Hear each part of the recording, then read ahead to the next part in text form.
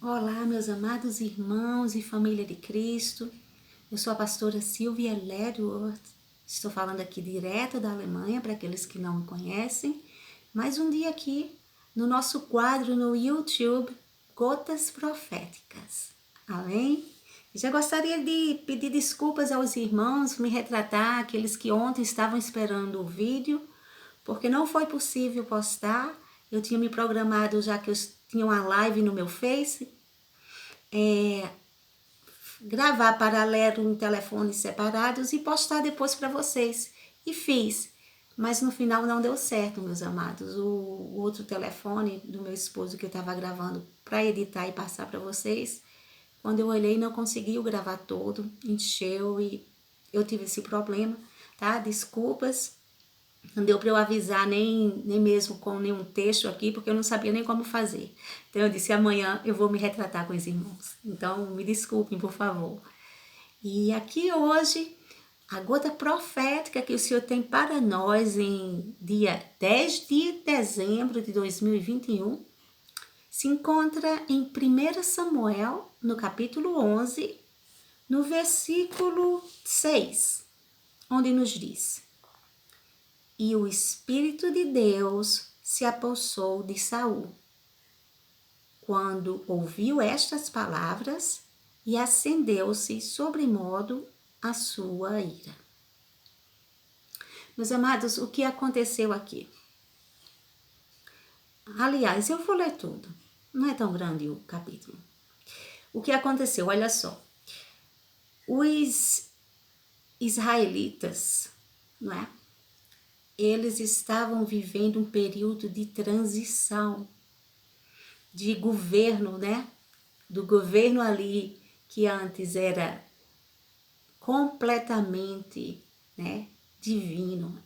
Estava ali Deus operando e regendo o seu povo, não através de reis, como todas as outras nações tinham, mas de uma forma única, sobrenatural. Ele levantava um profeta, ele falava com o profeta e ele dava direção para o seu povo.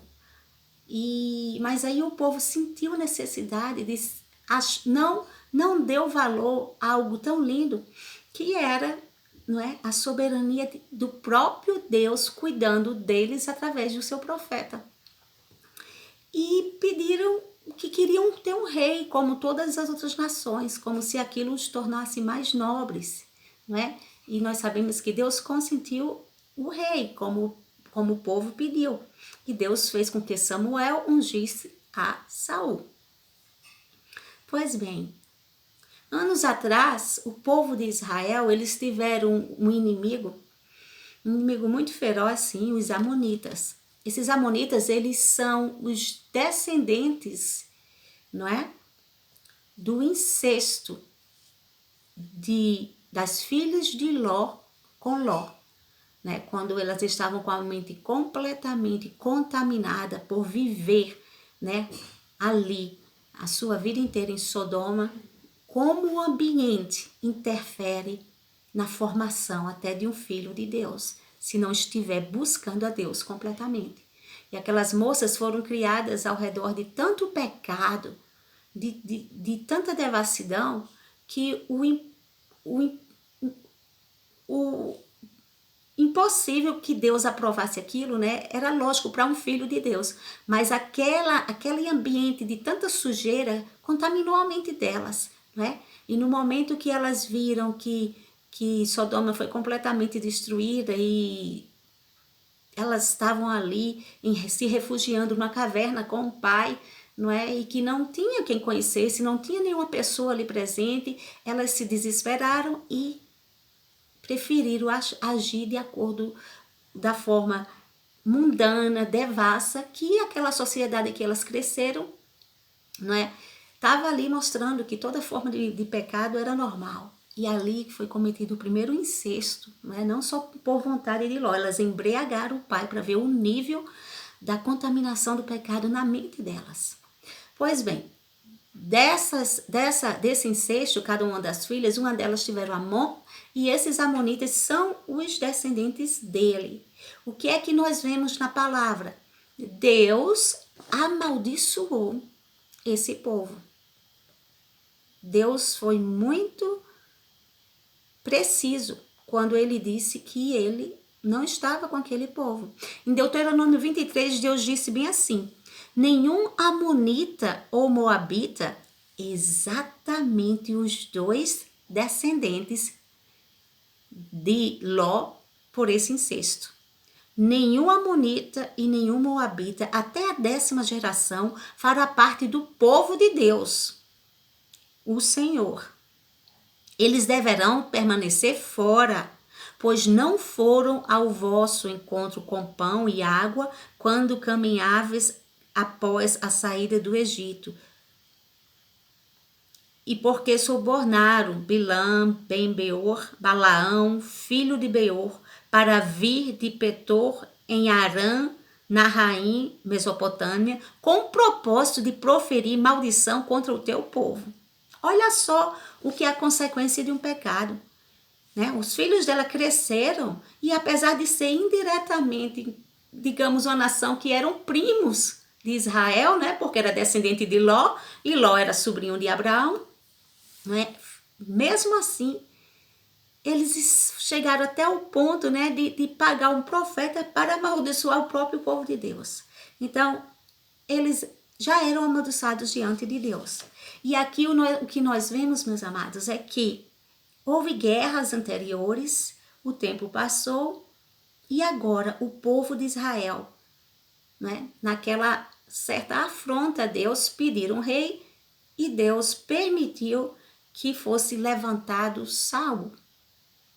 Aqui neste momento, meus amados, neste capítulo, né, no capítulo anterior mostra que o povo não foi tão propício. Alguns aceitaram Saul, outros não. Ele não teve aquela aceitação completa, né? E aqui diz bem assim: então subiu Naás, amonita, e sitiou as Jabes Gileade, onde o povo israelita, né, estava.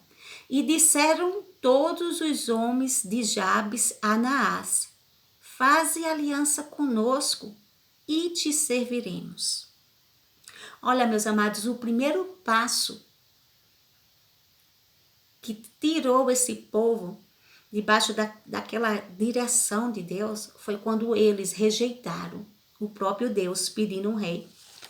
Uma nação que rejeita a Deus, ela com certeza ela vai ter a sua colheita, não é? Ela vai ter a sua colheita. E o tempo passou e os mesmos inimigos de antigamente esperaram o momento oportuno e reapareceram, porque haviam brechas. Haviam brechas. E ali, quando aquele inimigo apareceu, os israelitas já foram dizendo, os homens de Jabes já foram dizendo: faze aliança conosco e te serviremos. De tanto pânico, de tanto medo. Eles estavam totalmente no momento de transição, vivendo do reino de Deus, liderado por Deus, com a cobertura do profeta, para o reino através da realeza humana, da hierarquia, da monarquia que eles pediram. Então aquele povo estava se adaptando a um novo estilo de vida. E a mente deles estava totalmente focalizada no que vai ser o futuro de agora em diante, como é que vai ser, as leis presentes de um rei, tudo. Estavam totalmente focalizados na vida terrena, no momento. E eu te digo hoje, no que é que você está focalizado? Será que o seu mundo está tão em volta dos seus sonhos materiais, que você está totalmente focalizado nisto, sem um equilíbrio diante do que Deus pede para estarmos em comunhão com Ele?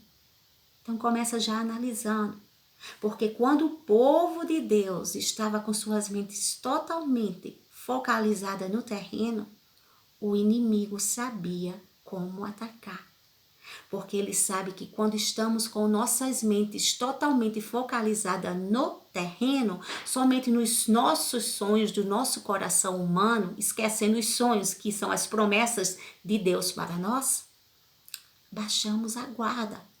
Porque temos que pôr tempo, investimento e foco naquilo que achamos que depende de nós para realizarmos, para investirmos, para produzirmos naquilo que queremos terrenamente. Então, a baixa espiritual, a guarda espiritual baixa. E o inimigo sabe disso, porque o seu foco é outro. Pode ter um pouquinho ainda ali de conexão, mas se o foco é muito mais para os seus sonhos, para o mundo, o inimigo sabe que você baixou a guarda espiritual e é ali que ele tenta atacar. E o que nós vemos aqui, meus amados, é uma forma repetitiva que o inimigo ataca. Ele não ataca com inimigos novos, não. Ele ataca com aqueles velhos, com aquela forma que muitas vezes são, digamos assim, colocando em outras palavras, fraquezas suas, tentações que ele sabe que são áreas que ele tentou antes, se ele sabe que funcionou, ele vai querer tentar naquilo que ele sabe que funciona. Fica atento.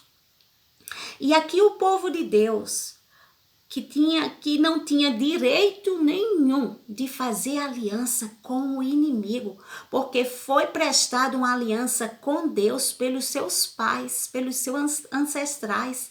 Eles não tinham direito nenhum de quebrar a lealdade desta aliança e espontaneamente se oferecer por pânico para fazer aliança com o inimigo que Deus já tinha amaldiçoado. Mas eles fizeram. Eles se disporam a fazer aliança. E quando o inimigo vê e acha que você está disposto a não dar valor ao que tem valor, com medo do que ele possa fazer com você, ele começa a citar as regras. E a palavra nos diz aqui, no versículo 2, porém, Naás, amonita, lhes respondeu, farei aliança convosco, sobre a condição de vos serem vazados os olhos direitos, trazendo assim eu vergonha sobre todo Israel. Olha como o inimigo é. Quando ele acha que você está o buscando pelo desespero, pela necessidade de querer ver a sua situação resolvida rapidamente, ele impõe. E ele disse claramente, sim, eu faço aliança com você. Ou seja, eu não vou matá-los. Porque ele tinha cercado a cidade e o normal daquele tempo era o inimigo cercar a cidade até o ponto das pessoas morrerem de fome. Ele disse, eu não vou matá-los. Eu não vou atacá-los. Mas eu vou deixar a sua vergonha exposta. Você vai ter, se você chegou até aqui, está disposto, você vai ter parte privada. Mas ele, no momento certo, ia expor aquela vergonha. Ele queria deixar eles totalmente humilhados. E aí a palavra nos diz, no versículo 3, então os anciões de Jabes lhe disseram, concede-nos 7 dias, para que enviemos mensageiros por todos os limites de Israel e, não havendo ninguém que nos livre, então nos entregaremos a ti.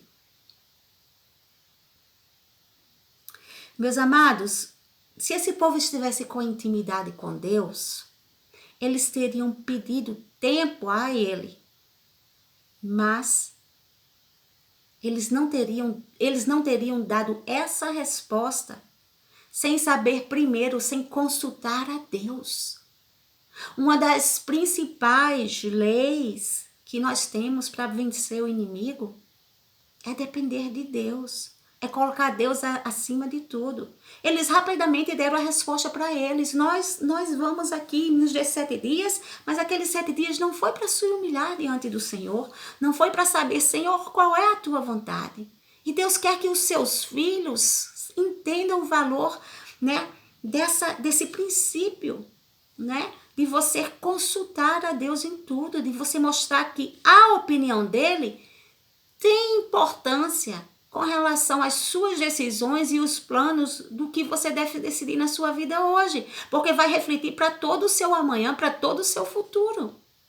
Deus quer fazer parte da sua vida hoje, para lhe dar livramento de coisas que podem você se arrepender no futuro, ou para lhe dar vitória de acordo com a sua obediência ao que ele diz. Mas aquele povo simplesmente pediu um tempo para ter tempo. E ali, mesmo assim, encontraram a misericórdia de Deus, tá, meus amados? Mas não perde por nada. Não perde por nada. Essa atitude faz dela um hábito de dependência em Deus. Tem gente que, porque tem tempo que anda com Deus, acha que não precisa mais consultar a Deus em nada. Basta sentir que o Espírito Santo confirmou. Basta escutar que um profeta confirmou. Meus amados, Deus ainda quer que você desenvolva intimidade pessoal com Ele. Recebe tudo que vem, sim. Mas confirma na palavra e pergunta a Deus. Porque Deus ainda fala com seus filhos. Ele quer manter esse contato diário. E ali, meus amados, chegando os mensageiros de Gibeá de Saul, relataram este caso ao povo. Então, todo o povo chorou em voz alta. Tá? Isso não quer dizer um quebrantamento de arrependimento a Deus, de pedindo a Deus direção. Isso daí era desespero mesmo, era pânico, era se sentir sem saída, sem saber o que fazer. Eis que Saul voltava do campo após os bois e perguntou: que tem o povo que chora? Então lhe referiram as palavras dos homens de Jabe. O interessante, meus amados, é que diz, sabe, me chamou a atenção aqui, eis que Saul voltava do campo atrás dos bois. Olha só, Saul era rei. Mas aqui está falando de uma atividade normal que ele fazia quando ele não era rei. Então, o que leva um rei a sair completamente de cena? E nós vemos aqui que o que levou Saul, né, quando nós fazemos estudos, né, e vemos que o historiador José diz que o que levou Saul a se afastar diante do povo foi um período de um mês, não foi tanto tempo. Mas nós vemos aqui o porquê no capítulo anterior. Em 1 Samuel 10, diz bem assim, quando Saul foi, né, ali diante de todo mundo declarado rei, diz bem assim: também Saul se foi para a sua casa, depois que aconteceu, né? E foi com ele uma tropa de homens cujo coração Deus tocara, aqueles que os apoiaram já considerando o rei.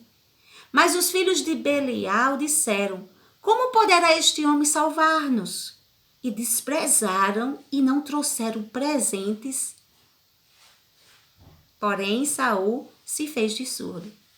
Então, nós vemos aqui, meus amados, que a rejeição, ele não foi aceito, né, como o primeiro rei de Israel, aquele rei tão esperado que o povo queria. Ele não foi aceito por todos. O coração de todos não estava com ele para apoiá-lo. Ele se sentiu rejeitado.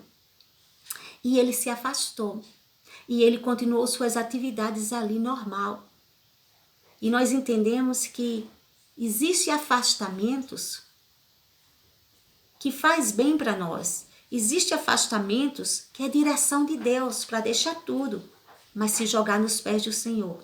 E nós entendemos, eu entendo aqui com isso, a direção de Deus para Saul, nesse momento, se afastar. Porque aquilo o aproximou de Deus. Porque o versículo aqui no próximo versículo diz bem assim. Eles perguntaram o que estava acontecendo, ele perguntou que o povo estava chorando, e o pessoal falou da afronta dos inimigos. E ali diz bem assim: e o Espírito de Deus se apossou de Saul. Quando ouviu estas palavras, acendeu-se sobremodo a sua ira. Isso quer dizer o quê? Saul estava distante. Saul sentiu a rejeição ali daquele povo em não ver nele um rei realmente. E ele estava distante ali do seu reinado. Mas ele não se entregou ali naquela distância à depressão. Ele não deixou que a rejeição tomasse conta dele ao ponto que ele se desfalecesse. Mas eu entendo aqui com esse versículo que o Espírito de Deus se apossou de Saul, é que aquele afastamento foi um afastamento para entrega. Aquele afastamento foi um afastamento para busca, para se jogar, se quebrantar aos pés do Senhor. Porque só esse tempo, só esse tipo de isolamento em nossas vidas, se afastar do público, do povo, da multidão, mas para se jogar a Deus, que é direcionado, quando é direcionado, né, pelo Espírito Santo, que nos traz essa plenitude do poder de Deus, do Espírito de Deus, de voltarmos mais cheios do que quando estava antes. Entende, meus amados? Então foi isso que aconteceu. Ele voltou cheio e o Espírito de Deus se apossou dele aqui e acendeu-se sobremodo a sua ira, uma ira santa, digamos. Não era uma ira que ele queria porque queria, por uma questão de sangue, matar o inimigo. Não, ele queria ali fazer valer o povo de Deus, fazer com que o inimigo não envergonhasse, porque ali Deus fez tomar aquilo como pessoal, porque a afronta foi pessoal, disse: eu quero o olho de todo mundo, para que eu possa envergonhar o Deus de Israel, o povo de Israel. E aquilo era tão estratégico, porque todo guerreiro, todo guerreiro, né, precisava estar bem, com saúde, perfeito para tudo numa batalha. E na hora que ele pedia o olho direito, ele sabia que aqueles homens nunca jamais seriam o mesmo. Aqueles homens, quando fosse para uma batalha, eles poderiam ver alguma lança que chegasse em direção e eles se defendessem no escudo de um lado, mas do outro lado ele não teria mais visão. Eles nunca mais seriam guerreiros plenos, capazes. E é isso que o inimigo tenta, nas vezes que ele encontra brechas para querer atacar as nossas vidas, para querer nos tocar, desabilitar de alguma forma nas nossas vidas, para não sermos os soldados plenos, revestidos da força que vem de Deus, para na próxima vez que ele tentar, guerrearmos e vencer. Fica atento a isso, amém? Então, meus amados, ali movido pelo Espírito de Deus, Saul tomou de uma junta de bois, quer dizer, ele pegou 2 bois, cortou em pedaços e os enviou a todos os territórios de Israel, por intermédio de mensageiros que disseram: assim se fará os bois de todo aquele que não seguir a Saul e a Samuel. Então caiu o temor do Senhor sobre o povo e saíram como só homem. Olha que testificação que Saul estava ali, completamente cheio de Deus, quebrantado, e voltou cheio de Deus. Ele anunciou ali com autoridade, com força, com poder, com coragem. Um homem que antes, em capítulos anteriores, ficou conhecido ele de certa forma era medroso, covarde, ele não se sentia capaz de executar aquilo que Deus tinha chamado. Mas quando o Espírito de Deus toma conta daquele que Deus escolheu, daqueles que Deus chamou, daquele que Deus levanta, meu amado, não é na sua força, é pela força que vem do Senhor. E aqui nós vemos por que ele voltou, não voltou da forma que ele estava antes. Como ele voltou cheio de Deus, ele teve a consciência que ele era o rei, e o rei tinha que ir sim adiante ali com o seu exército, mas ele foi sobre a direção e cobertura espiritual de Deus e do profeta. Ele não desonrou, ele não ignorou aquela cobertura espiritual que ele precisava para ganhar aquela guerra. Ele disse: assim se fará aos bois de todo aquele que não seguir a Saul. Ele poderia dizer, ele disse a Saul e a Samuel. Ele sabia que tinha e precisava de uma cobertura espiritual e que ia ali junto com ele. Então, o poder de Deus testificou no coração de Israel. E o povo teve temor ao Senhor. E o povo houve unidade e saíram como um só povo para dar apoio à sua liderança. Amém? É isso que acontece com a liderança, que ela vai para a guerra cheio do Espírito de Deus, sabendo que está vindo uma cobertura espiritual sobre ela. Ela sabe que diante dos céus e da terra haverá unidade, haverá testificação. Aquele povo vai sentir a presença de Deus, vai ver que Deus está com ele, que ele está guiado, e haverá unidade. E ali foram. E ali, diz no versículo 8, contou-os em Bezeque, os filhos de Israel, havia 300.000, e dos de Judá 30.000. Então disseram os mensageiros que tinham vindo, assim direis aos homens de Jabes de Gileade, amanhã, quando esquentar o sol, sereis socorridos. Vindo, pois, os mensageiros e anunciando aos homens de Jabe, se alegraram. Aquele povo que tinha deixado completamente, né, a comunhão com Deus, que estava vivendo só para aquele momento, para focalizar-se na terra, de repente eles viram que tinha guerras que eles não venceriam sem Deus. E quando Saul deu a certeza que estava indo Saul, Samuel e 300, né, no total 330 homens, para dar apoio ali naquele dia, eles viram o cuidado de Deus, a misericórdia de Deus sobre a vida deles, o amor de Deus, e eles se alegraram. E eles se alegraram, sabe por quê? Porque tem horas que Deus permite situações que são consequência das nossas decisões, para entendermos a nossa necessidade de estar em completa comunhão constantemente com Ele. E aquele povo entendeu naquele momento que eles estavam querendo fazer algo tão desleal diante de Deus, diante dos seus pais, dos seus ancestrais, que era quebrar uma aliança com um Deus tão lindo que ainda teve misericórdia deles e ainda estava levantando socorro. Eles entenderam isso. Eles entenderam que eles não mereciam. E eles se alegraram. Eles tiveram aquela gratidão no coração em saber que Deus do alto estava mandando socorro. Glórias a Deus. E aqui, meus amados, Deus ali, glórias a Deus, se fez presente. Mais uma vez, porque Deus sempre se faz presente na vida do povo dele. Somos nós que, dependendo do ciclo da vida, nos afastamos de Deus. Deus não muda. Somos nós que mudamos a forma que nós temos a comunhão com Ele. Então o povo disse a Samuel. Sim, sucedeu que ao outro dia Saul dividiu o povo em 3 companhias e que, pela vigília da manhã, vieram para o meio do arraial e feriram a Amon, até que fez sentir o calor do dia. Foi uma guerra tremenda, tá bom, meus amados? Tremenda. Saul não esperou para que chegasse o outro dia. Deus nos dá estratégia. Saul mandou dizer que no outro dia estava chegando para vir com socorro para aquele povo. E ele não queria esperar, não é? Então o povo disse, Deus deu estratégia, que o povo de Jabes disse aos amonitas que no outro dia eles se entregariam a ele, que já se davam por vencido. Mas acontece que naquele outro dia era o dia que Saul já estava a caminho. E Saul dessa vez não esperou que amanhecesse o dia. Porque tem coisas que não dá para esperar.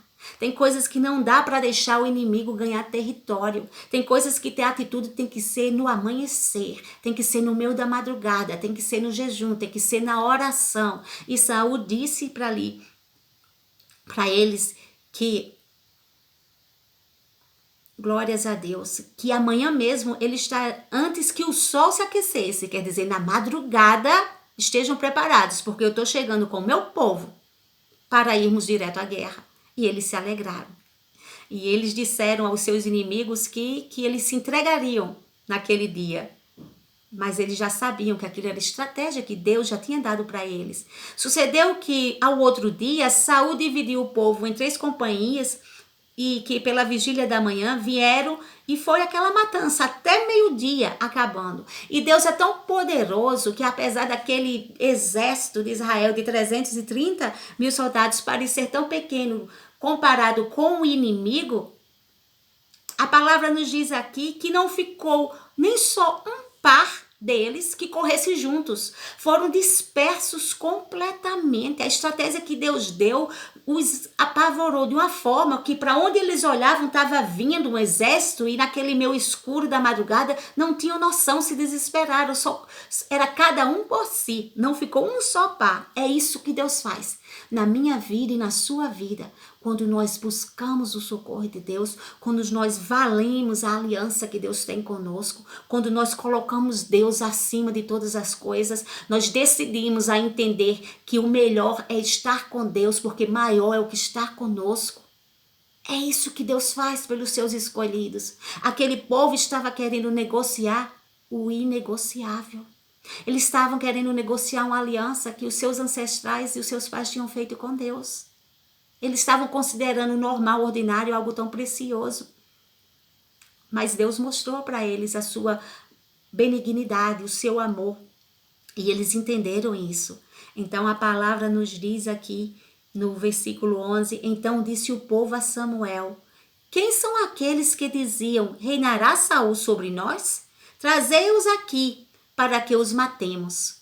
O que foi isso?